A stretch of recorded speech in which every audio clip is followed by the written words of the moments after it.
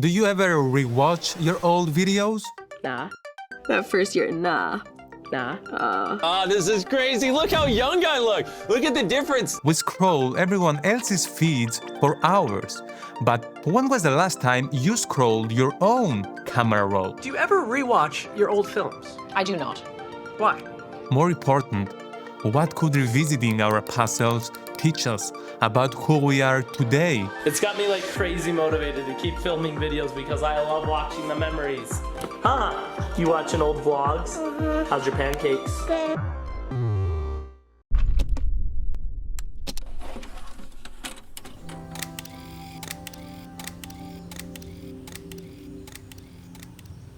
I recently went through my old videos, not to post them, just to see how they'd make me feel. I pulled out the family camcorder and the dusty hard drive. I didn't expect I'd forgotten so much. Not just small moments, but the ones I swore I'd never forget. My first time driving. My first clip and a new camera. I'd even forgotten my first days at university and how excited I was to have my own place. It's crazy how much we've lived and how little we remember. That's why I want to talk about this. Letting those moments slip away feels like a waste. Hey guys, it's me, Demi. I am about to revisit my past. Things could get really weird or interesting. I'm not really sure. Probably embarrassing, but we'll find out. Let me show you 3 quick examples. Billie Eilish meets her past selves in Vanity Fair's annual Same Interview, rewatching the previous interviews and answering the same questions. What better way to feel your evolution than to literally face it on screen? And I feel in a good spot in my life right now.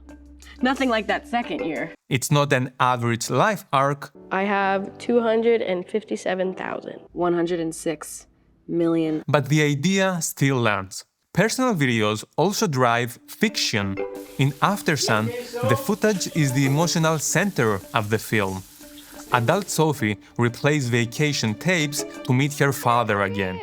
Where were you? What were you going to interview me about? It's video as memory, both healing and haunting.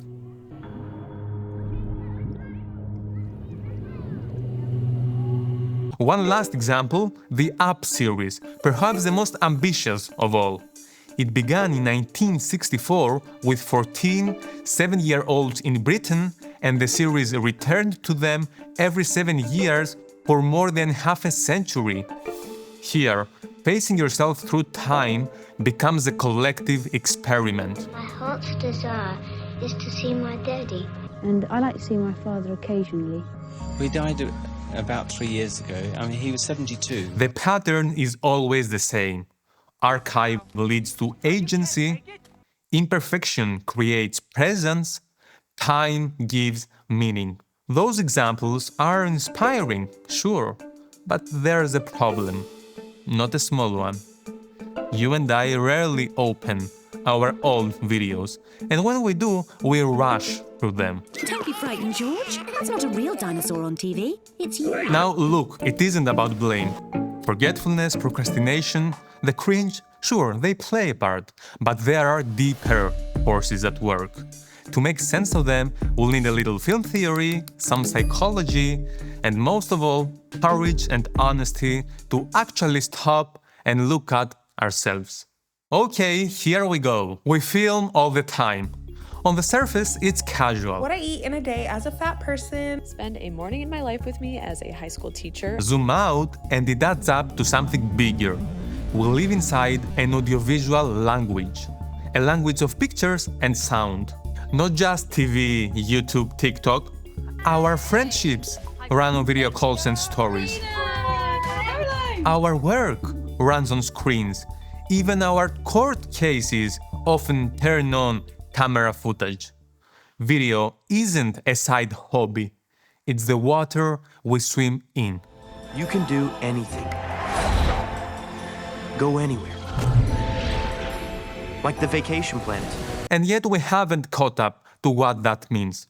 Culturally, we still treat video as either mindless entertainment or a bad influence on kids. I don't have social media. Oh, cool. Neither does Kate. I don't have social media. I'm better than you. I'm frolicking in the woods, scavenging ingredients to make my life whole. We celebrate writing as the foundation of complex thought and big civilizations. Fair, but we rarely give the same respect to audiovisual language, even though it's how we communicate every day. Maybe this mass recording of our everyday lives helps humanity understand itself. Tyler, just listen to me. We are. Those aren't your grandparents. We are in an awkward evolutionary phase. Emotionally, we feel video has reshaped our lives, but intellectually, our way of talking about it is undercooked. So, why do we record our lives? One answer comes from film theorist Andrei Bazin. In the ontology of the photographic image, he links the birth of photography to an ancient urge to resist time. Think embalming in Egypt. Mummification was developed by the ancient Egyptians to preserve the body for the afterlife. Long before cameras, people tried to fix appearances so something of us would survive. Handprints on cave walls, carved figures, frescoes, portraits, photographs, video. Different tools, same impulse, to leave a trace that outlives the moment. As Bazin puts it, the primordial function of images is to save being through the appearance of being. Put simply, people defend against time. We do it by preserving appearances. Photography and video are incredibly good at that, so of course we record our lives. It isn't vanity, it's an old human reflex. From here, the big trend makes sense. The centuries-long chase for realism, from sculptural to oil paint to 4K HDR. But photography and video didn't win everyday life by looking better, they did it by feeling different. What makes them different from everything that came before? With painting or writing, a person translates reality. With photography and film, the world imprints itself. Light hits a sensor or film stock and leaves a trace. That automatic part is crucial. It creates an existential link between subject and image that other arts don't quite have. Is it recording? Yeah. Hi kids, it's Mom here. Here's Clarice recording for her future kids. The image is light from her face, no artist's hand, no intervention, just her face. Yes, the camera operator makes choices, framing, lens, when to hit record, Is it recording? and editing shapes meaning, but unless you are doing heavy, stylized intervention, the subject is largely the author of their own image. Look at what a beautiful day it is. Look at that, look at that. It sounds obvious, but it's essential. In practice, there are two kinds of images, icon and index. An icon is a representation, an image that looks like something else, a drawing, a painting, or an AI image of a bear. An index is a trace that comes directly from the thing itself. A fingerprint, smoke from a fire, bear tracks pressed into mud. These signs reveal a presence even when the thing itself is absent. If you're alone in a forest at night and the screen lights up with a photorealistic AI bear, you might freeze for a second, then remember it's synthetic. If you see fresh tracks, it's a different story. You don't need to see the bear, the trace is enough.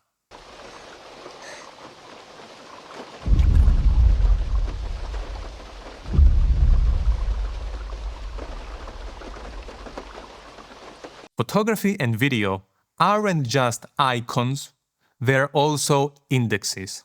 That's why they dominate everyday life. They're both icon and index, and the index matters most. These images feel less like a depiction and more like a presence. No wonder a shaky clip of your parents at the beach can make you cry, while the latest prestige drama leaves you cold. The home video isn't better crafted, it's closer to the thing. I have no memory of my mother. She died when I was very young.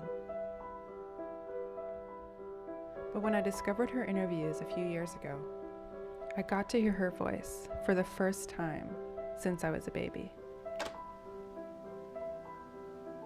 And that's why we don't rewatch our old videos. The same thing that makes video amazing also makes it hard to face. It's so real, it can make us freeze. When we open our camera roll, we know we won't get a well-crafted story with a neat ending, like in a movie, or a big dopamine spike, like on social media. What we get is us. Real moments we haven't fully processed. Sometimes it's something beautiful that's over now. Sometimes it's something painful we'd rather not see. But either way, we are rarely in the mood to press play. Okay, theory is done. Why video dominates everyday life, why we record our lives, why we don't look back. So, what can we do? In practice, for me it comes down to two simple moves. Record with some intention, rewatch with some curiosity. Scrolling your camera roll isn't just nostalgia. Nostalgia. Something I'm very into, actually. It's looking at yourself. My beard is a little shorter. What? So I'm reacting to my own reacting, and I'm criticizing my initial reaction for being pretentious, which is honestly it's a defense mechanism. Old clips show patterns. That's so annoying. I do that all the time. Oh. Who keeps showing up? Je filme tout le monde, maman. Évidemment, toi plus spécialement que les autres. Which places repeat? What you've stopped doing. All my wonderful videos. What is this? Let them shape what you do next, on and off camera. People say filming makes you miss the moment, but recording and presence aren't enemies. There are two kinds of presence: being fully here and leaving a small trace you can return to. Hey, why did you? Sometimes the phone stays in the pocket. When are you gonna take it? Sometimes I don't. I don't like to have the distraction of the camera. Sometimes 10 honest seconds feel like a gift to your future self. I spent all my free time making these little movies. And for the first time in my life, I felt like by telling these stories, I had a voice. When you do record, authentic clips beat performance. Often it's the quiet of the room, the way friends talk over each other, a parent laughing at the kitchen table. The small, everyday moments last longer than epic ones. You are not trying to make life look bigger, you are letting life live a mark.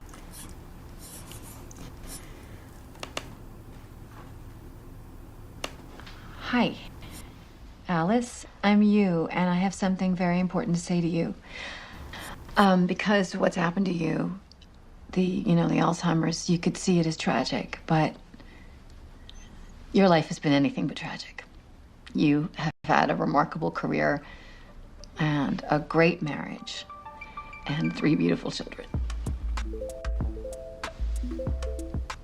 Thank you for making it to the end of this video. I'm Armando Sacos. Rewatch a clip from your camera roll that's at least 3 years old. In the comments, share one thing you see differently now. Your camera roll is your real-life movie. You are the subject and the director, now be the audience you needed.